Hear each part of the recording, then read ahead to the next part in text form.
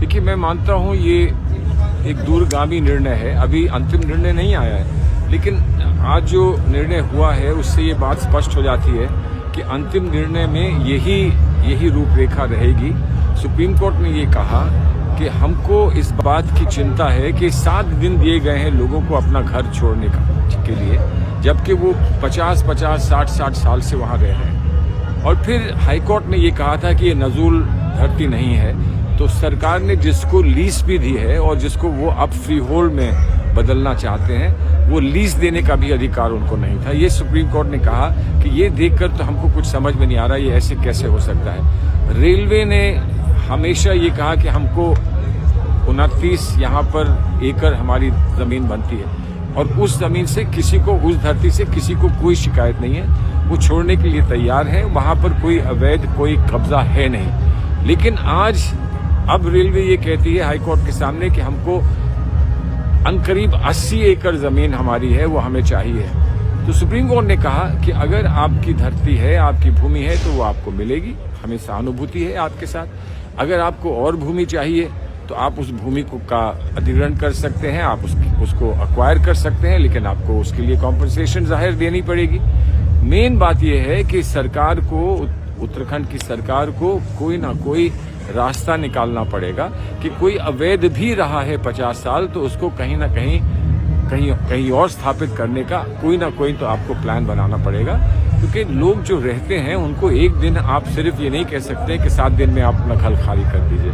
तो ये बहुत दूरगामी फैसला है और इसमें रिहेबिलिटेशन का मामला जो है कि लोगों को कहीं से विस्थापित किया जाए तो कहीं और उनको स्थापित किया जाए, उसके लिए कोई निर्णय सरकार को करना चाहिए।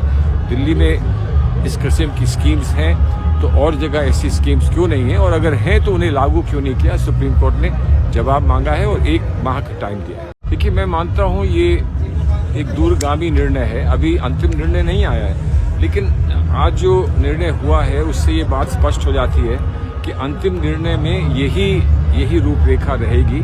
सुप्रीम कोर्ट ने ये कहा कि हमको इस बात की चिंता है कि 7 दिन दिए गए हैं लोगों को अपना घर छोड़ने के लिए, जबकि वो 50-50, 60-60 साल से वहाँ रह रहे हैं। और फिर हाईकोर्ट ने ये कहा था कि ये नजूल धरती नहीं है, तो सरकार ने जिसको लीज भी दी है और जिसको वो अब फ्री होल्ड में बदलना चाहते हैं, वो लीज देने का भी अधिकार उनको नहीं था। ये सुप्रीम कोर्ट ने कहा कि ये देखकर तो हमको कुछ समझ में नहीं आ रहा, ये ऐसे कैसे हो सकता है। रेलवे ने हमेशा ये कहा कि हमको 29 यहाँ पर एकड़ हमारी जमीन बनती है और उस जमीन से किसी को, उस धरती से किसी को कोई शिकायत नहीं है, वो छोड़ने के लिए तैयार है। वहां पर कोई अवैध कोई कब्जा है नहीं। लेकिन आज अब रेलवे ये कहती है हाईकोर्ट के सामने कि हमको अनकरीब 80 एकड़ जमीन हमारी है, वो हमें चाहिए।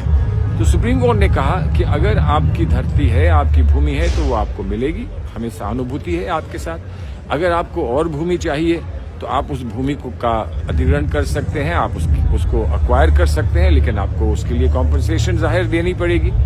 मेन बात यह है कि सरकार को, उत्तराखंड की सरकार को कोई ना कोई रास्ता निकालना पड़ेगा कि कोई अवैध भी रहा है 50 साल तो उसको कहीं ना कहीं और स्थापित करने का कोई ना कोई तो आपको प्लान बनाना पड़ेगा। क्योंकि लोग जो रहते हैं उनको एक दिन आप सिर्फ ये नहीं कह सकते कि 7 दिन में आप अपना घर खाली कर दीजिए।